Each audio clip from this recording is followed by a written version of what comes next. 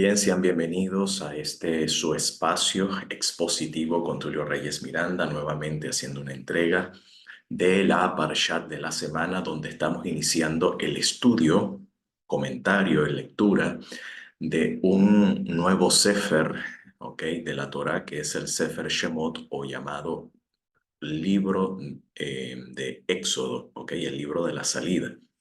La palabra Shemot significa literalmente nombres, porque así introduce el libro al decir, y estos son los nombres de los hijos de Israel que bajaron con Jacob o descendieron con Jacob hasta la tierra de Egipto.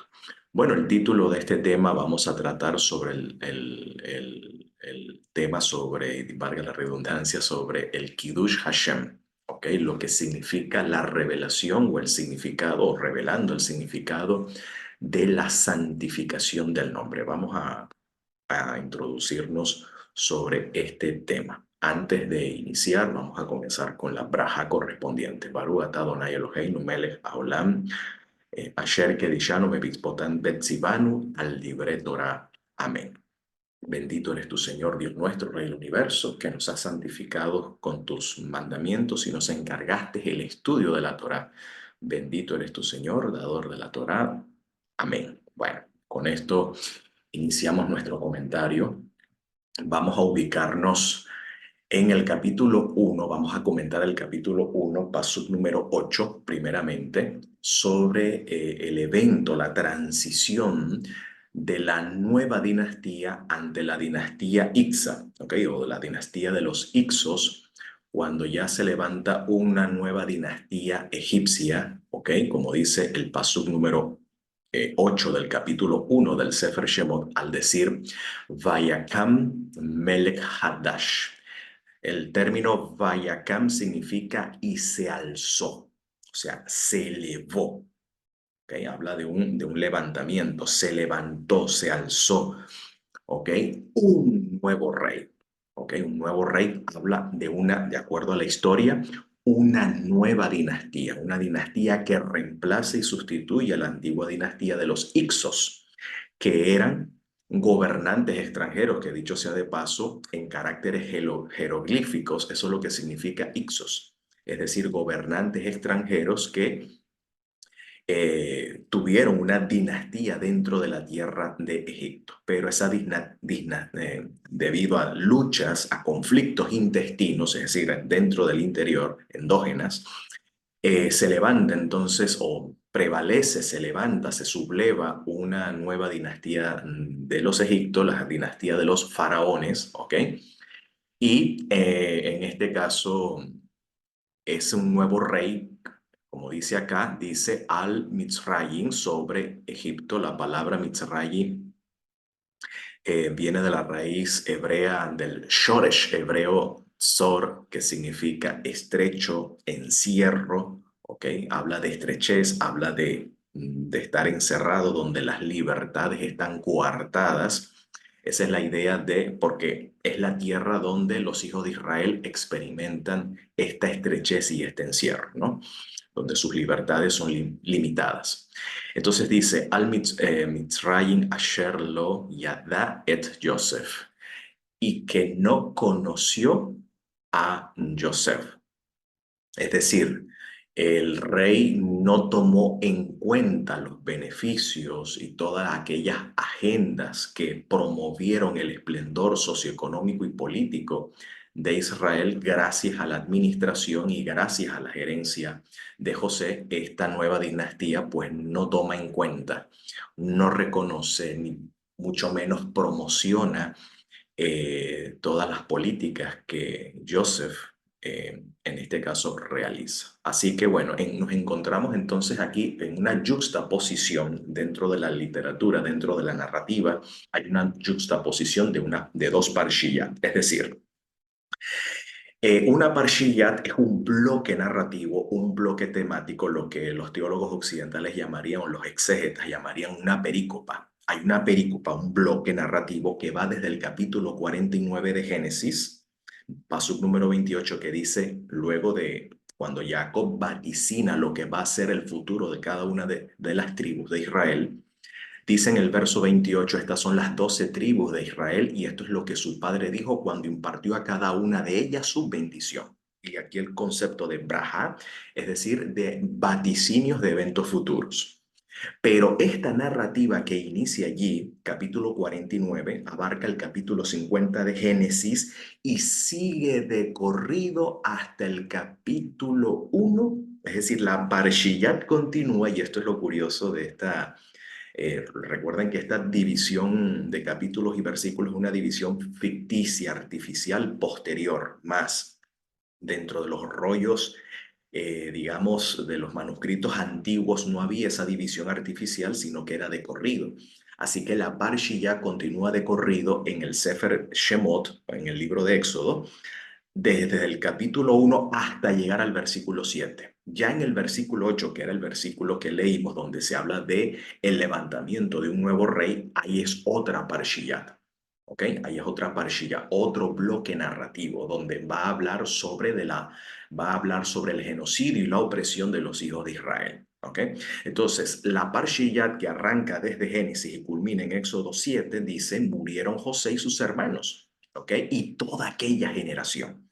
Es decir, habla del deceso de aquella generación y luego habla luego de la muerte de Joseph, habla de la prosperidad, del crecimiento y fortalecimiento de los hijos de Israel en la tierra de Gosén. Dice, haciéndose más y más fuertes, es decir, más poderosos.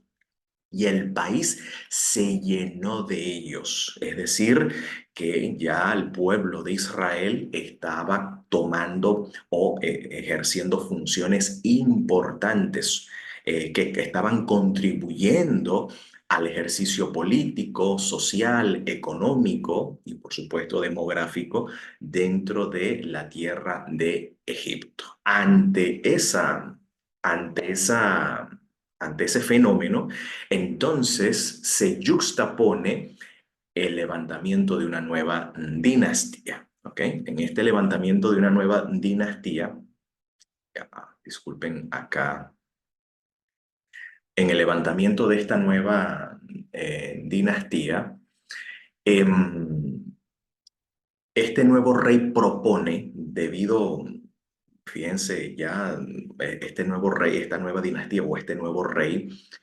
que según la historia tiene lugar alrededor del año 1450, bueno, digamos 1550 más o menos antes de la era común, promedio, una fecha promedio, de acuerdo a algunos arqueólogos y historiadores, por ejemplo, tomando en cuenta lo que menciona Thomas Romer, que es un académico de la École Biblique de Francia, habla sobre la posible fecha de este levantamiento de un nuevo rey, ¿no? De una nueva dinastía que reemplaza a los Hicsos. Entonces, aquí vemos en este levantamiento digamos, un arquetipo de lo que son los poderes totalitarios. ¿Ok? Un arquetipo de poderes totalitarios. Porque vemos cómo el pueblo de Israel, el pueblo hebreo, viene siendo el objeto de, de esta agenda totalitarista de parte del faraón. Ve en el pueblo de Israel una amenaza para su país porque vemos, o sea, en este caso el nuevo rey y su élite política, ve en el pueblo hebreo un pueblo capaz. Ve en el pueblo hebreo un pueblo capaz cuya fuerza, cuyo poderío, cuyo esplendor va en creciendo, va en crecimiento, y esto puede ser una amenaza, por supuesto, para su supervivencia, una amenaza política. Y por eso entonces ellos toman medidas para poder aprovechar estas capacidades que pueda promover y pueda catapultar las agendas y los intereses políticos de esta nación. Por eso que coloca sobre ellos capataces, cobradores de impuestos, comienza con cobros de impuestos para empobrecerlos, luego se apropia de sus propiedades, luego los hace trabajar para ellos al servicio del Estado y finalmente desemboca en el genocidio, porque al ver que las mujeres paren más que paren más que las egipcias, no se enferman y pues los varones pues ejercen ciertas funciones muy capaces que los supera a ellos, entonces los utiliza para la construcción de, por supuesto, de grandes almacenajes y grandes, digamos, construcciones eh, que desafían prácticamente todo el esplendor arquitectónico de la época. Entonces, esto es un modelo de lo que prácticamente hizo Hitler, ¿ok? O sea, aquí vemos un arquetipo parecido a lo que hizo Hitler y de lo que la agenda totalitarista hoy en día está promoviendo. Hitler, por ejemplo, en la Alemania nazi, Hitler, el Führer, vio en el pueblo judío, su ataque hacia el pueblo judío, no era por ser una raza inferior o una raza menor, sino que al contrario, en el contexto sociopolítico en la que la Europa de aquella época del siglo XX estaba en ese reajuste social y político de la Europa debido a las colonizaciones y a los conflictos endógenos que tuvieron digamos, en el siglo XIX. Europa estaba en ese reajuste y Alemania también estaba en ese reajuste y vieron pues que el pueblo judío estaba pues creciendo, estaba en su desempeño, estaba tomando alcance en el ámbito económico, en el ámbito social, en las inversiones, en la banca, y vio, por supuesto, Hitler vio en ellos una amenaza para su agenda política. Porque recuerden que la Alemania nazi en ese momento, influenciado por aquellos pensadores y filósofos del iluminismo, en especial esos filósofos contemporáneos del siglo XIX, como Friedrich Nietzsche, que proclamaba en su tesis que Dios ha muerto. En este caso vino posteriormente Charles Darwin, Engels, Karl Marx, ¿ok? Y estos otros pensadores más, por supuesto, influenciaron en la idea de que ya no se necesitaba Dios, ¿ok? Ya Dios no es necesario debido a los avances de la agenda científica, debido a los avances que ha tenido la ciencia, porque ya para aquel tiempo ya no se necesitaba clamar a Dios por sanidad, sino que ya existía, por ejemplo, ya una pastilla o o una medicina para solventar ciertos malestares, en este caso ciertos malestares físicos. En pocas palabras, ya la ciencia estaba tomando control en el uso social de la época y ya Dios estaba comenzando a ser reemplazado. Entonces, debido a esa agenda de que ya Dios es desplazado de la conciencia, pues aparte de los idealistas y romanticistas de la Alemania de la época, ellos proclamaban que Dios era alemán.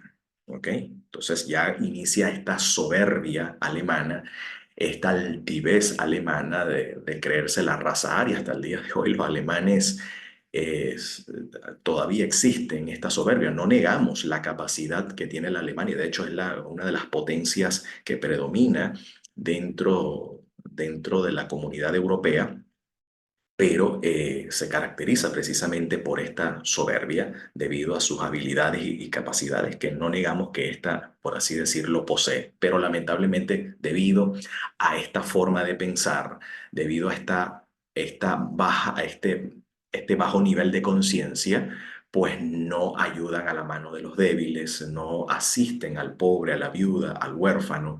O sea, esta parte lamentablemente es la que carece y por eso, bueno, esto trae un desequilibrio y un desajuste sociopolítico. Entonces, estas agendas que promueve Hitler hasta desembocar en los actos genocidas que vemos en el Holocausto, estas mismas agendas fueron las que prácticamente no es nada nuevo, ¿ok? Lo que hoy en día se vive no es nada, en la modernidad no es nuevo en comparación con estas agendas que el rey de Egipto promovió allá en aquella época en relación al pueblo hebreo. O sea, veía al pueblo hebreo debido a su alcance hegemónico en la economía, ¿okay? En lo social, en la cultural, incluso en lo religioso, pues vio en ellos una amenaza y pues quisieron aprovecharse de estas capacidades para beneficio y promover sus intereses y sus propias, en este caso, sus propias agendas. Ahora, hoy en día, nosotros nos enfrentamos a una élite totalitaria en la parte económica, ¿ok? Hoy en día no estamos ajenos a vivir un ambiente similar.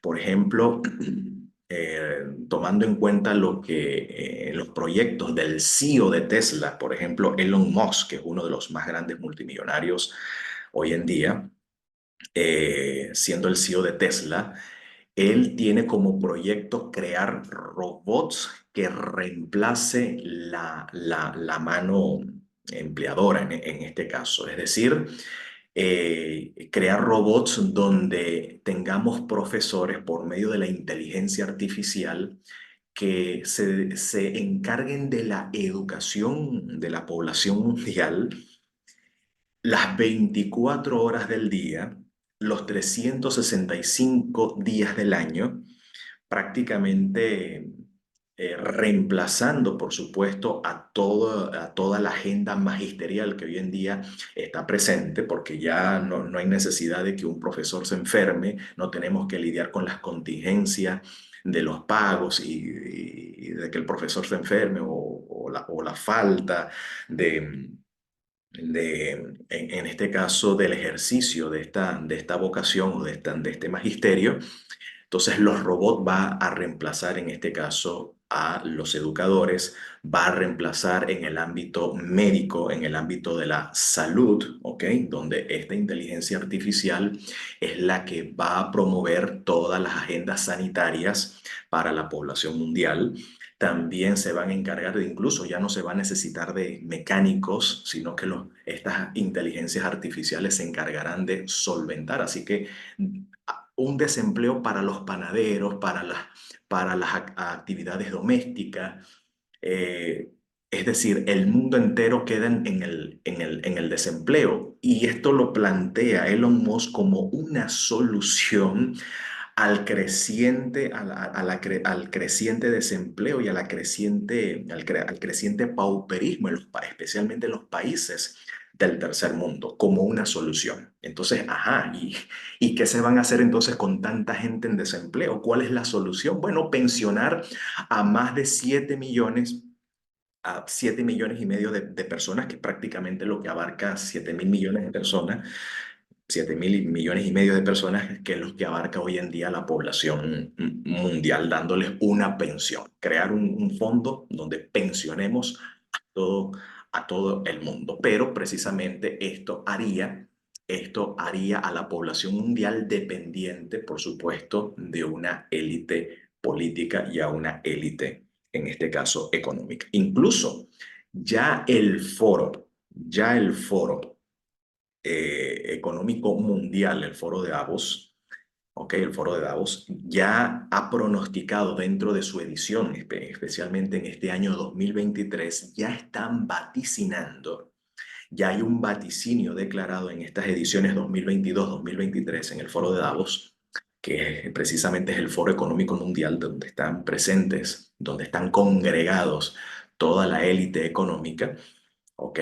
Ya han designado que para el año 2030, ya estamos prácticamente en los albores del 2024, 2030, han vaticinado que nadie será dueño de nada y así todos serán felices. Eso es lo que vaticina el Foro Económico Mundial para el año 2030.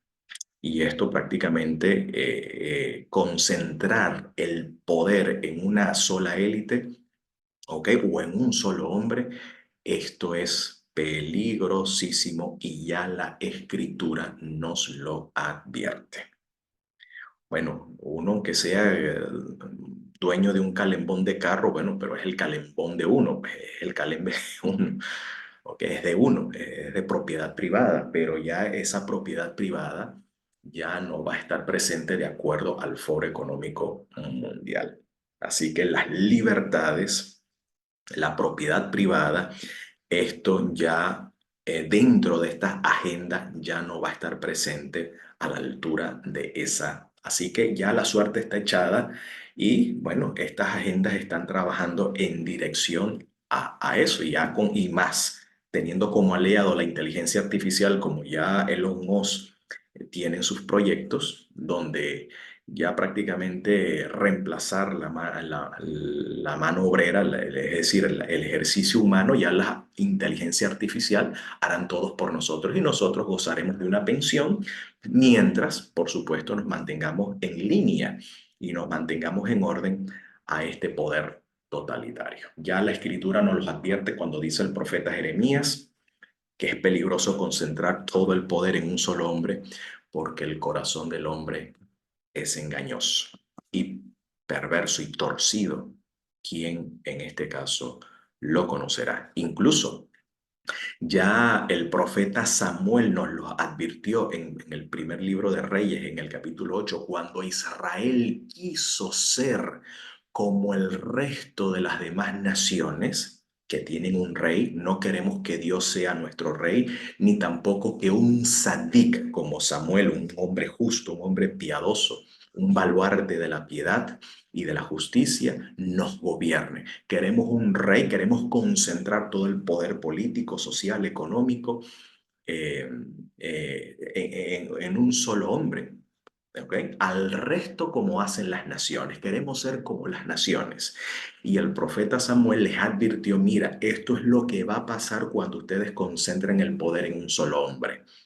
¿Ok? Sus hijos van a trabajar para los siervos del rey, trabajarán para el rey, sus propiedades, ¿ok? Ya ustedes, sus carros, sus tierras, ¿ok? Todas sus viñas, todos sus olivares van a pasar en manos del rey. El rey les va a solicitar un diezmo, es decir, unos impuestos para, que va, por supuesto, que va a ser como medio de sustento para el rey y para todos sus siervos, es decir, para toda, en este caso, para toda su élite. En pocas palabras, lo que se espera es la expropiación y por lo tanto el cese y la restricción de las libertades civiles e incluso, en este caso, hasta las libertades religiosas, porque los preceptos de la Torá, el mishpat, el debido proceso de la Torá, no se pondría en práctica y en ejercicio, sino que el rey gobernaría de acuerdo a los dictados de su carnal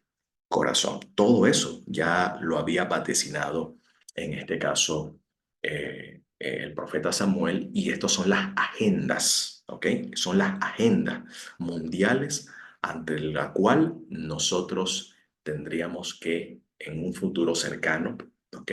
Tendré que enfrentar en carne propia. Ahora bien, esto que ocurrió en la historia de Israel y que es un arquetipo para estos días, ¿ok? Para los días que estamos viviendo, para nosotros que hemos alcanzado el fin de los días. Eh, este levantamiento de un nuevo rey, de acuerdo al salmista David, dice que este levantamiento estuvo direccionado por la providencia. Porque de acuerdo al salmista dice, después entró Israel en Egipto y Jacob moró en la tierra de Cam, porque en Egipto, en esa zona, en el Alto Egipto, en la tierra de Gosén, en la tierra que gobernaba Egipto, era la tierra de los descendientes de Ham, de los camitas, ¿no? Y dice allí, y multiplicó su pueblo en gran manera.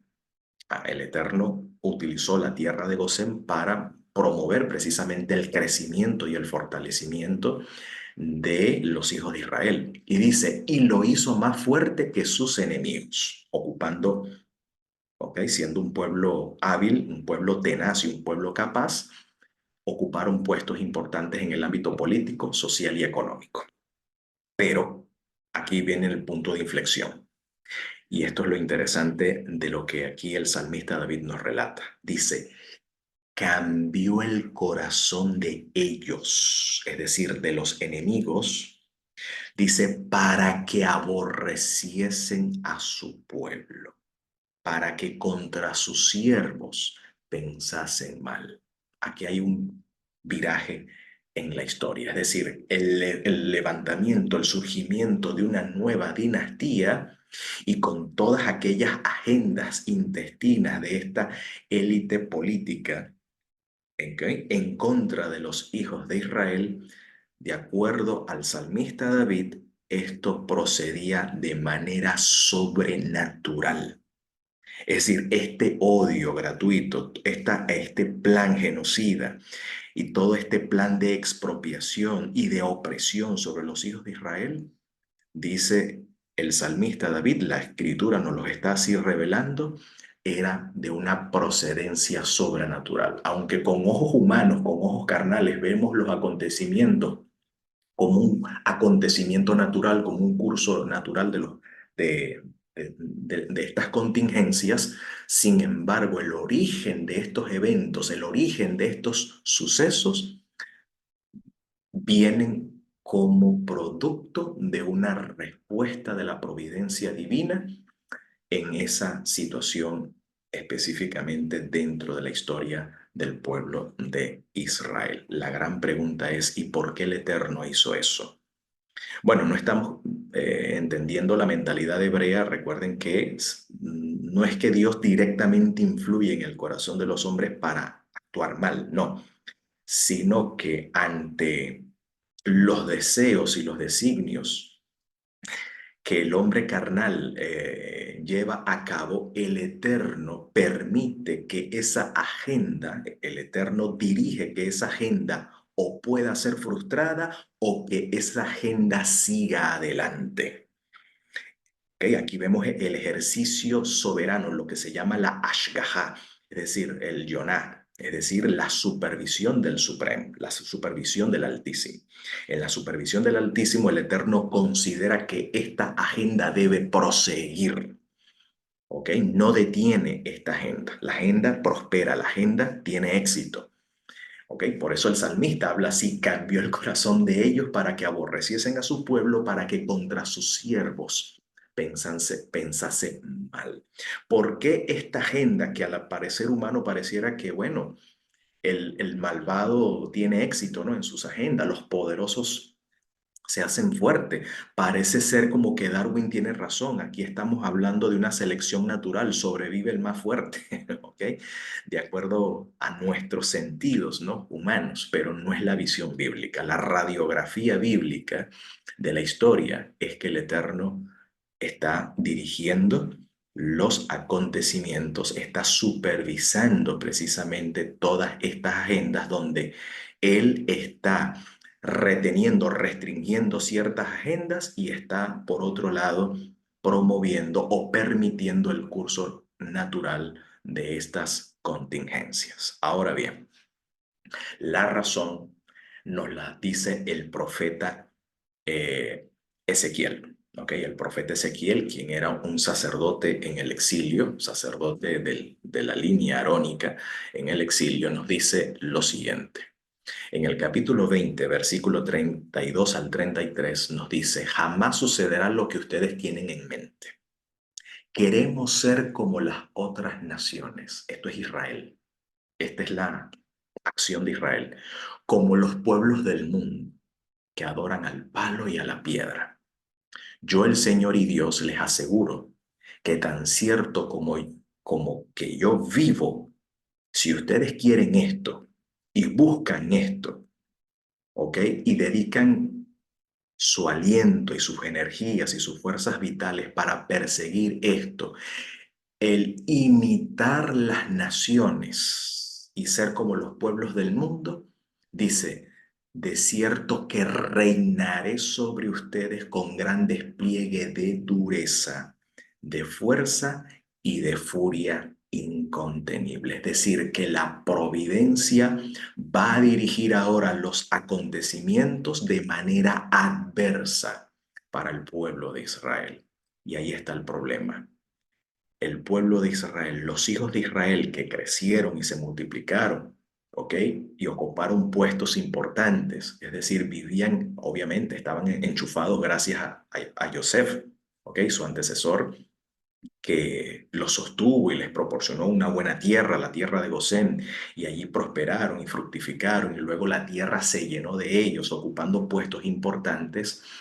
El pueblo de Israel quiso ser como el resto de las naciones. Y cuando el pueblo de Israel quiso ser como el resto de las naciones, abandonando el servicio al Eterno y imitando a las naciones en el servicio a sus respectivos dioses, entonces la providencia, la supervisión del Eterno, ahora obra de una manera contraria y adversa a los intereses de Israel. ¿De dónde podemos deducir que esto fue lo que pasó allí en la tierra de Gosén? Bueno, así nos lo dicen los primeros versículos, el versículo 6 al 8.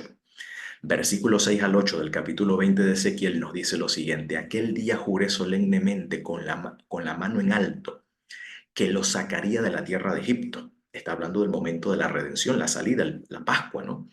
Dice, y los llevaría a una tierra que yo mismo había buscado para ellos. Es decir, una tierra donde abunda la leche y la miel, la más hermosa de todas, la tierra más próspera de todas. Dice, a cada uno de ellos, a cada uno de ellos, de los hijos de Israel, cuando estaban en Egipto, dice, ordené. Esto es un dato que no nos dice la Torá, pero sí nos lo dice el profeta Ezequiel. El espíritu de profecía que obró en Ezequiel nos revela cuál era la realidad de la situación allí en Egipto. Dice, a cada uno de ellos ordené que arrojaran sus ídolos detestables en los cuales habían puesto sus ojos y que no se contaminaran con los ídolos de Egipto, porque yo soy el Señor su Dios. Es decir, que aquí hubo una asimilación de los hijos de Israel a los ídolos de Egipto. Como los egipcios le brindaban culto, ¿ok? El culto a la prosperidad y el culto al éxito, que es el ídolo del siglo XXI, ¿ok? Es el ídolo del siglo XXI, el culto al éxito, el culto a los resultados, ¿ok? El culto al esplendor y a la comodidad.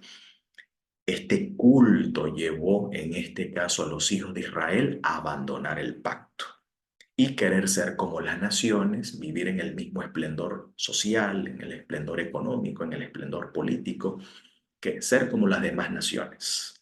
Y por eso entonces el Eterno tuvo que permitir que este nuevo rey se levantara con estas agendas y que estas agendas tuviesen continuidad, ¿ok? Sobre los hijos de Israel para que Israel en cierta manera recapacitara y volviera al pacto.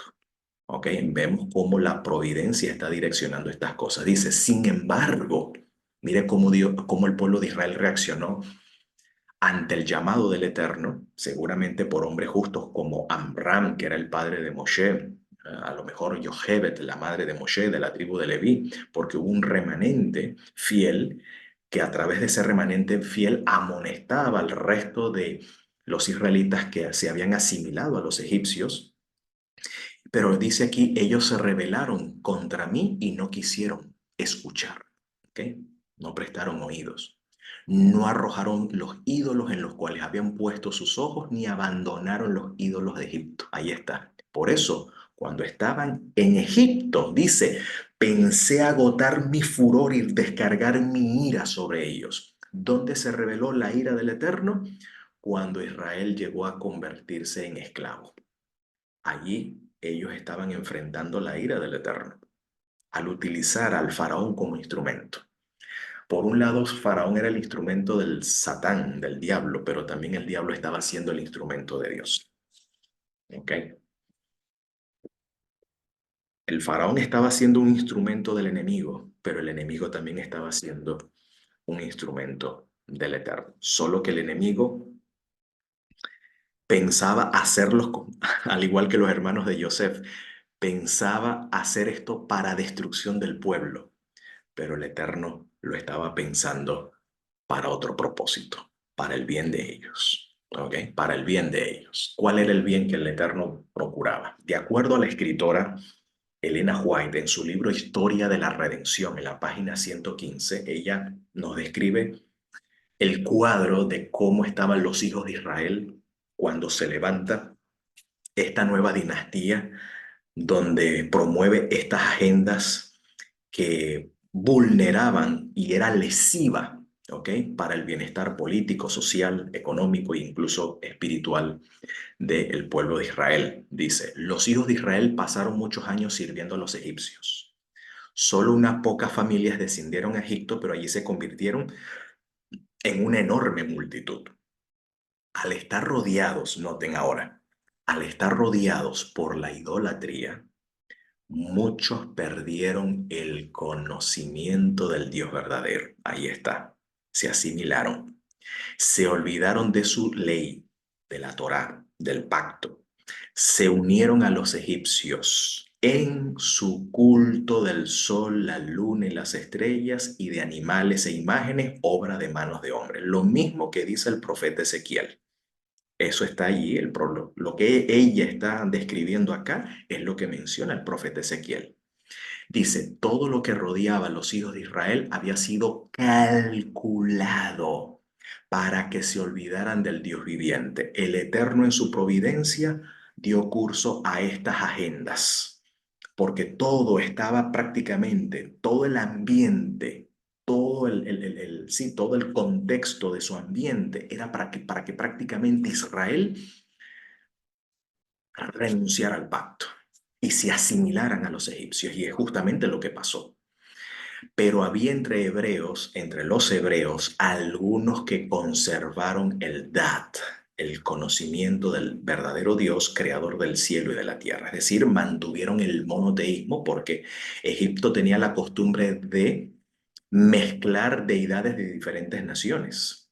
¿Ok? Por eso cuando el faraón pregunta, ¿y quién es el Eterno? Para que yo le obedezca, para que escuche su voz. A ese Dios yo no lo conozco, no está en mi lista, no está en mi panteón de divinidades, ¿ok? No está en mi lista de mis dioses preferidos, porque había ahí un sincretismo de deidades dentro de Egipto, ¿no? Pero el pueblo hebreo se mantuvo fiel al monoteísmo. Dice, estos se levantaban de que sus hijos cada día presenciaran las abominaciones de los idólatras que los rodeaban. ¿Ok? Y aún participaban de ellas para inclinarse ante las deidades egipcias hechas de madera, de piedra y ofrecer sacrificios a esos objetos inanimados. Dice, los fieles se afligían y en su angustia clamaban al Señor que los rescatara del yugo egipcio, que los sacara de Egipto para que pudieran librarse de la idolatría. Esta era la razón por la que ellos oraban, que Dios los librara de participar del pecado, de esa asimilación cultural y de las influencias corruptoras que los rodeaban. Es decir, la redención que el remanente solicitaba era una redención del pecado, ¿ok? No tanto político, sino del pecado, porque no querían participar de esos ambientes. Pero muchos hebreos preferían permanecer, noten, en la esclavitud antes que ir a un país nuevo y hacer frente a las dificultades de semejante viaje. En pocas palabras, la promesa que el Eterno le reveló a Abraham, que sus simientes regresarían a la tierra, parece ser que esta generación no conocía al Eterno, o mejor dicho, esta generación no eran fieles al pacto, ni mucho menos a la promesa. Ellos estaban allí cómodos en Egipto, ¿ok? O sea, preferían someterse al faraón a cambio de comodidad, a cambio de confort, a cambio quizás de la esclavitud, de la dura servidumbre, algunos quizás, pero de tener que, oye, ya a lo mejor ya tengo 40 años, 50 años, ya tengo una vida hecha aquí en Egipto para yo cambiarme a otro país y arrancar de cero. Entonces, esto para ellos, muchos de ellos interpretaron esto de manera muy penosa. Por lo tanto, tomaron la determinación de morir en Egipto, permanecer en Egipto, siendo esclavos, siendo empleados del faraón. Bueno, el faraón nos da comida, estamos bien, tenemos techo. O sea, ¿para qué sufrir incomodidad del viaje? Comenzar de cero en otro país, a la intemperie. No sabemos cómo nos iría. Pero dice, el Señor no los libró mediante el primer despliegue de señales y maravillas que hizo delante del faraón. ¿Qué hizo el Eterno? ¿Cómo hizo el Eterno para cambiar el chip y la mentalidad de estos que no querían abandonar Egipto y volver a la tierra que el Eterno le había juramentado a los padres? Dice, dirigió más plenamente los acontecimientos. Vemos que todos los eventos y sucesos que acontecen están dirigidos por las providencias. Hoy en día estamos en guerra, en tiempos de guerra. Esa guerra está dirigida por la providencia. ¿Ok? Hay agendas que amenazan nuestra libertad civil y religiosa. Esa agenda está dirigida por la providencia, está bajo la supervisión de la providencia porque el Eterno también tiene su agenda. ¿Ok? Aunque esas agendas algunos lo promueven para mal, el Eterno promueve esas agendas para bien. Por eso dice, dirigió más plenamente los acontecimientos. ¿Para qué? Dice, para que se desarrollara en su plenitud el carácter tiránico de este, es decir, del rey de Egipto. O sea, el Eterno dirigiría las cosas para que el verdadero carácter del faraón, que era un carácter tiránico, se mostrara y así el pueblo desease librarse de esa tiranía. Y al mismo tiempo, para manifestar su gran poder ante los egipcios, es decir, darse a conocer a los egipcios, manifestar su gran poder ante ellos, como a sí mismo ante su pueblo, de manera que éste se sintiera ansioso de abandonar a Egipto y se dedicase a servir a Dios. Esa era la agenda que el Eterno tenía, darse a conocer tanto a los egipcios como a su pueblo y al mismo tiempo revelar, ¿ok? El carácter tiránico de aquel rey en los cuales algunos hebreos preferirían seguir sirviendo. Al ver ahora el carácter tiránico, no, yo lo que me quiero es ir, yo no me voy a aguantar esto. Bueno, eso estaba siendo dirigido por el Eterno. Esos acontecimientos estaban dirigidos por la providencia. Por eso, cuando ya el faraón comienza a presionar con el tema del genocidio, ¿ok? Bueno, aunque faraón, ese nuevo rey que inicia estas agendas y llega luego el sucesor que continúa estas agendas y parece ser que el sucesor es peor que el que le antecede. ¿Qué hizo el pueblo de Israel? Ahora el pueblo de Israel anheló la libertad. Ahora sí el pueblo deseó la libertad. Ya quería abandonar Egipto. Ya no aguantaban el rigor, la dureza y el yugo pesado de la mano de hierro del faraón. ¿Qué hicieron? Dice aquí, aconteció después que de muchos días murió el rey de Egipto y los hijos de Israel gemían a causa de la opresión y clamaron. Y subió a Dios el clamor de ellos con motivo de su esclavitud. Ahora los hebreos, cuando la cosa se puso negra, cuando la cosa se puso, como dicen en mi tierra, color de hormiga, ahí sí buscaron el rostro del Dios de las promesas, al Dios de Abraham, al Dios de Isaac y al Dios de Jacob. Y Dios los escuchó en su misericordia, porque dice, y oyó Dios. Baruch Hashem, que tenemos a un Dios que escucha nuestras angustias, que escucha nuestros gemidos, como dice ahí, oyó el gemido, es decir, oyó las quejas de ellos, oyó el dolor, la angustia, ¿ok? Escuchó la preocupación, el estrés, el dolor, la angustia, el sufrimiento de ellos. Lo escuchó Dios, ¿ok? Las quejas de ellos. ¿Y qué hizo? Y se acordó de su pacto con Abraham, Isaac y Jacob. Se acordó de su juramento. Y dice, y miró Dios a los hijos de Israel y los conoció Dios, que es una frase, un sintagma bastante desconcertante. ¿Cómo que los conoció Dios?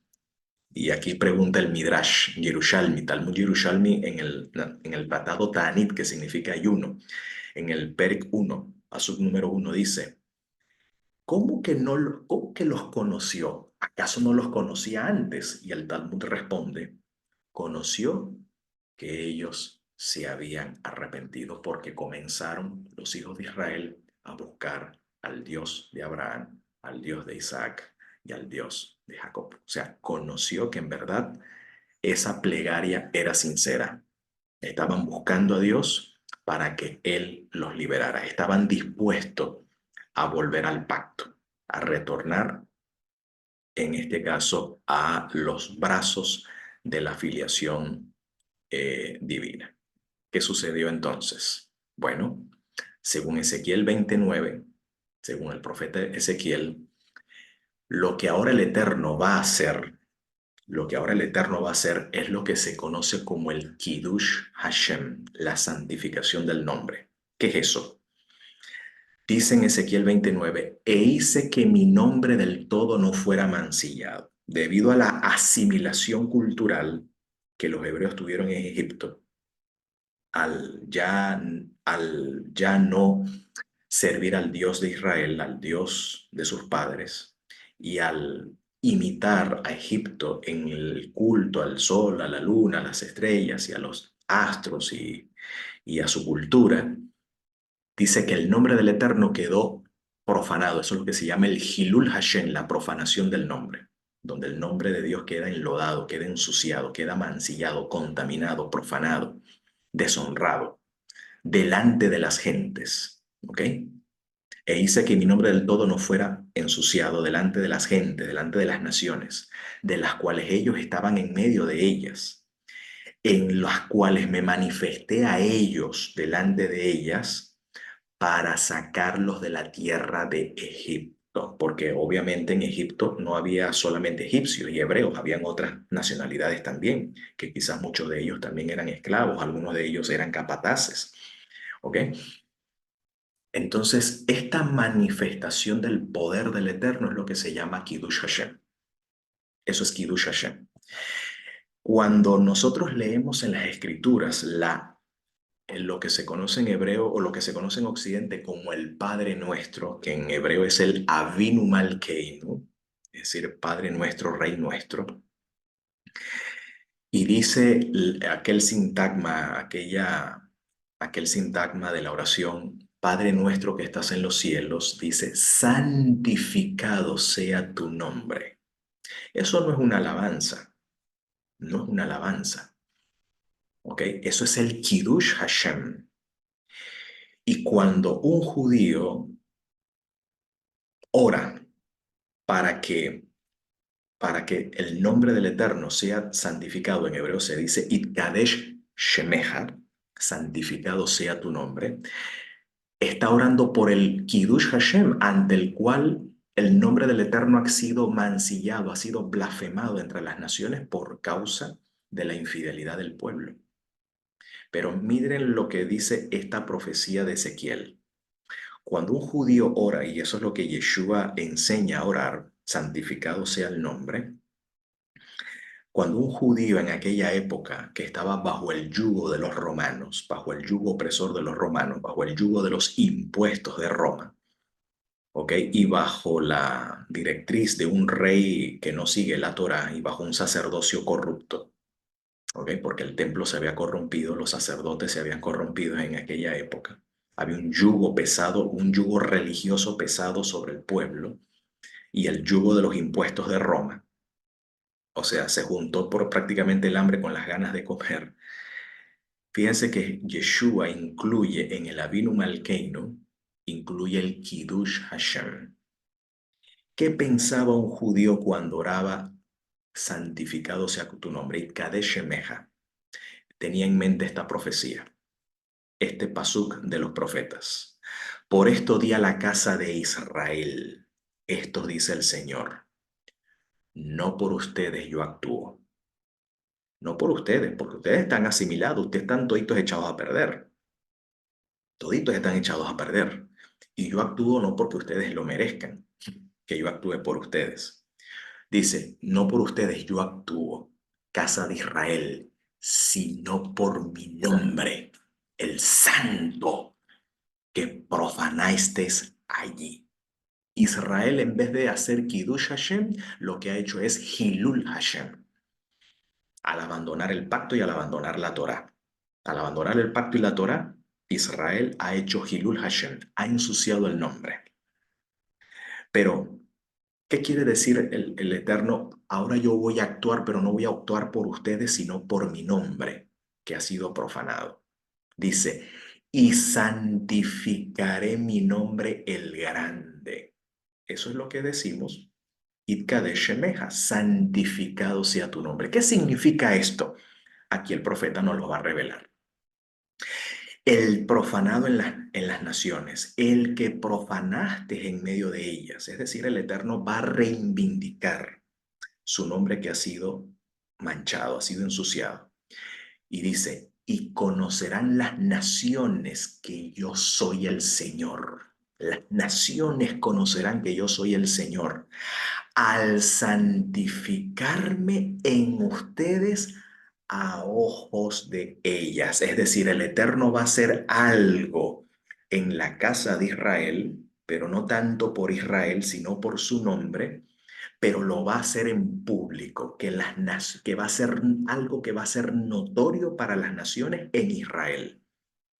¿Qué va a ser? Dice el siguiente versículo. Y los tomaré de entre las naciones y los juntaré de todas sus tierras y los introduciré en la tierra. Está hablando de la Geulá, está hablando de la redención.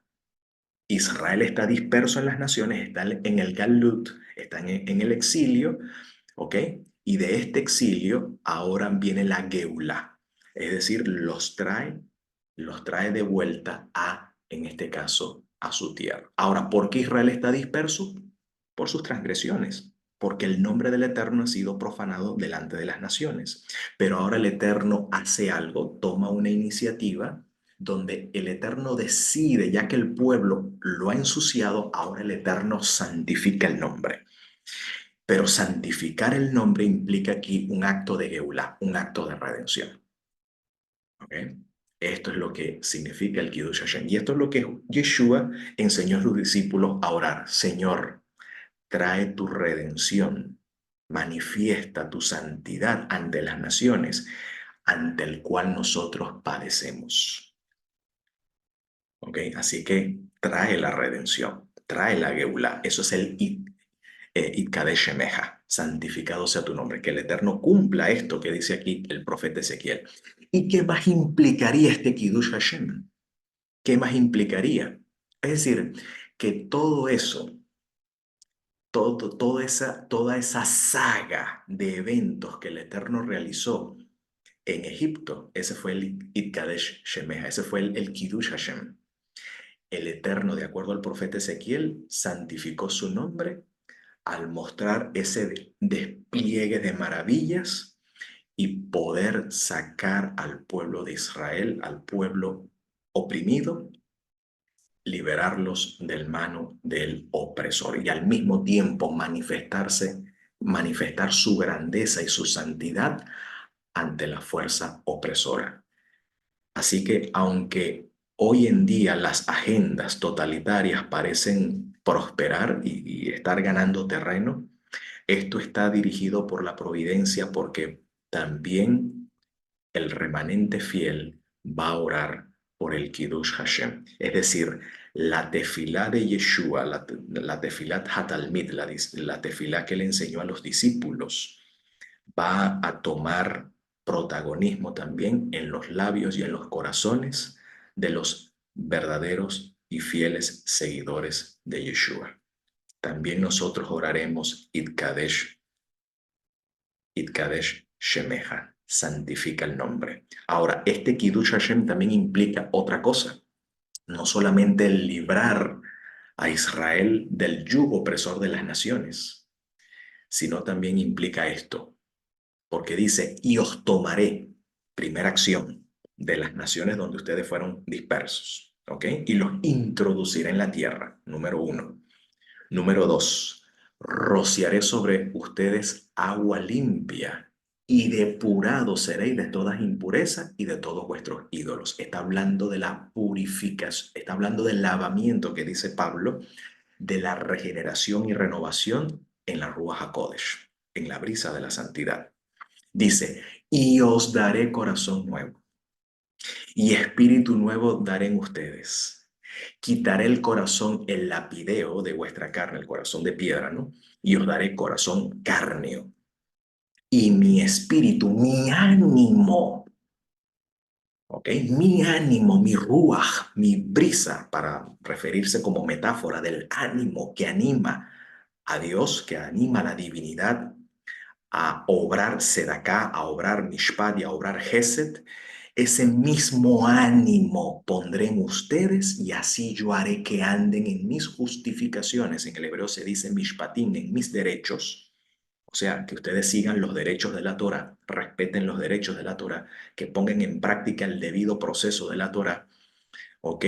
Y mis hukim guarden y hagan. Es decir, mis leyes cultuales, ¿no? Mis preceptos cultuales, aquello que reglamenta la kedusha, la santidad, la separación entre lo santo y lo profano. Y dice, y habitaréis sobre la tierra que di a vuestros padres y me seréis a mí por pueblo y yo seré su Dios. ¿Y qué más dice? Y los salvaré de sus inmundicias. La salvación no es un ticket para irme al cielo, como la teología occidental lo plantea. Esa no es la Yeshua. Ese no es el plan de salvación, no es date a ti el ticket, escapar de la condenación y date un ticket para que te vayas para el cielo y disfrutes allá las mansiones. Esa no es la salvación en el contexto hebreo. De acuerdo al profeta Ezequiel, y aquí pulveriza, ¿ok? Pulveriza todo concepto occidental influenciado por la filosofía griega de los campos elíseos, ¿ok? Que la salvación es el paraíso, que sí, es verdad, hay un paraíso, eso está prometido, el Edén de vuelta, sí, pero eso de nada sirve si no se corta el problema de raíz. ¿Ok? El problema de raíz es el pecado. Entonces, yo os salvaré de vuestras inmundicias. ¿Ok? De vuestras inmundicias. Y llamaré el trigo. Y dice, lo multiplicaré y no daré sobre ustedes hambre. O sea, se resuelvan nuestros problemas económicos. ¿Ok? Y multiplicaré el fruto del leño, o sea, voy a dar prosperidad a sus emprendimientos y los gérmenes del campo para que no lleven oprobio de hambre en las naciones. Y ustedes recordarán sus vías malas y vuestros propósitos los no buenos, es decir, aquellos intentos que carnalmente hemos ideado para nuestro bienestar y nuestra prosperidad y para nuestro esplendor. Ustedes van a recordar todo eso y van a darse cuenta, ¿ok? Que fue una insensatez, ¿ok? Y incluso y ustedes se encolerizarán eh, delante de ellos en sus injusticias, en sus ausencias de la Torá y por las abominaciones de ellos. Esto es el Kiddush Hashem. Esto es lo que el Eterno, en parte todo esto lamentablemente no se cumplió en la generación del desierto de aquellos que salieron de Egipto, pero por lo menos salieron de la tierra, de la opresión. O sea, había iniciado un proceso de redención. El Eterno inició su Kiddush Hashem en ellos en Egipto, que lamentablemente en muchos de ellos, por causa de infidelidad, como dice Hebreos, muchos de ellos no pudieron ver cristalizadas y concretadas todas estas promesas que menciona aquí el profeta Ezequiel, pero sí estas promesas han de ser cristalizadas para los tiempos mesiánicos, para los tiempos finales.